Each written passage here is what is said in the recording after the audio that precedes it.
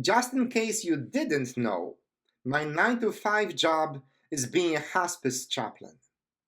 It is an extremely meaningful ministry where I have the privilege of accompanying people as they prepare for the most important journey of their lives.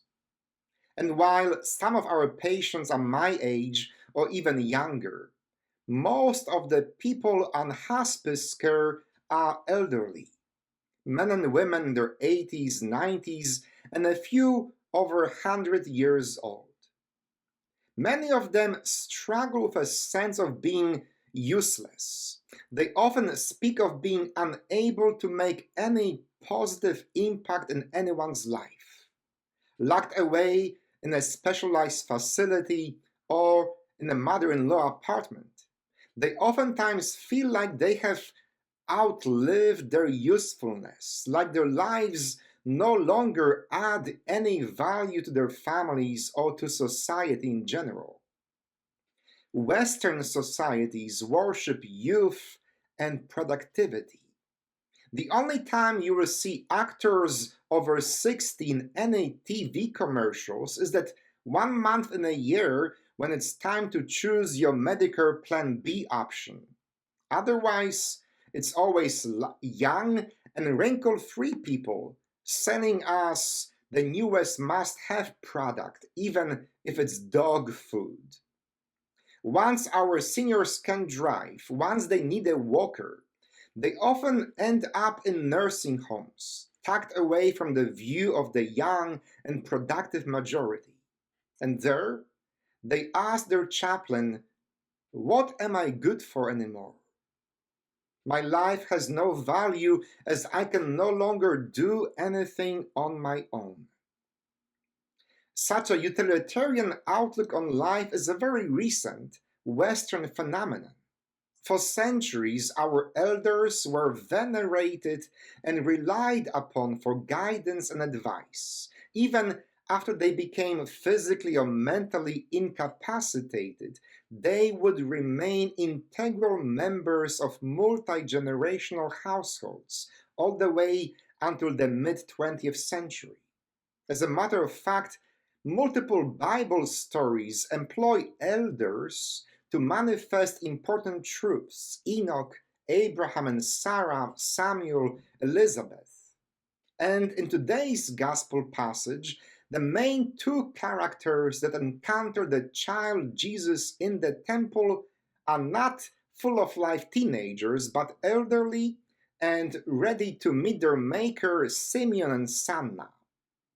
Unlike the crowds of the busy, in their productive years, pilgrims and visitors, Simeon and Sanna have nothing left in their agenda for the day. They are in no rush whatsoever. No dinner to cook, no young kids to put to bed, no spreadsheets to prepare for the morning meeting. They can simply enjoy their iced tea on the porch in their comfy rocking chairs. Okay, maybe there was no iced tea and no rocking chairs, and the only porch was the temple portico. But they too enjoyed people watching because they had time, lots of it. And these two seniors, Simeon and Sanna, were the only ones to notice that there is something special about the child brought there by the couple from Nazareth. It was not the shopkeepers who sold Joseph two turtle doves, not the priests who accepted their prescribed sacrifice, but an elderly Simeon with trembling hands and a widow in her 80s who had eyes to see and ears to hear.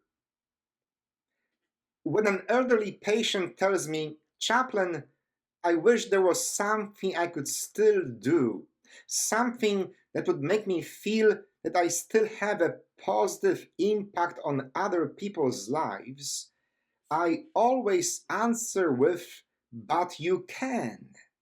Now that you don't have to rush anywhere or meet any deadlines, now that you have all this time and nothing to do, now You can finally take the time to see people, to see their struggles and their joys, to notice when something feels a little off or when they are bursting with joy. When you are in a wheelchair or even bedbound, you can be there for your caregiver, for your fellow resident, or for the aide who comes twice a week to give you a shower.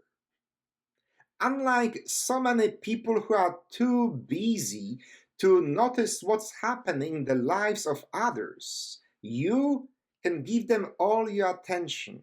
You can offer a caring touch, a listening heart, or a heartwarming smile. The candle of your light might be growing smaller and dimmer.